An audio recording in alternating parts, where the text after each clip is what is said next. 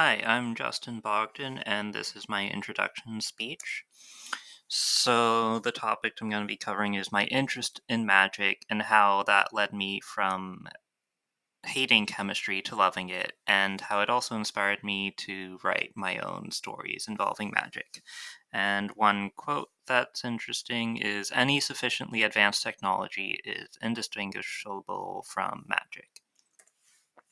So I read a lot as a child, lots of fantasy books. I mean, I read everything, but mostly fantasy. And one such book was the Wizardology Handbook. And basically, it would teach you, in quotation marks, that how you can do some magical spells and like circles of salt and how to make golems. And it was fun to pretend to be able to do magic. So I also made potions in my backyard. I would crush up plants and stuff and put them into vials. I wouldn't drink them, of course, because that would be dumb. But it was fun to pretend. I also got some magic wands. The bottom one I made with my dad. We just spray painted some wood from Home Depot, and the top one, my friend carved it for me.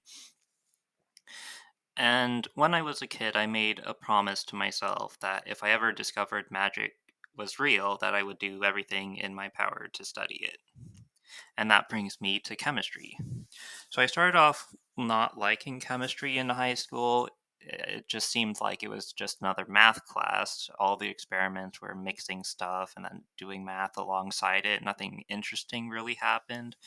But my perspective on chemistry changed when I discovered Nile Red on YouTube, who does chemistry and yeah.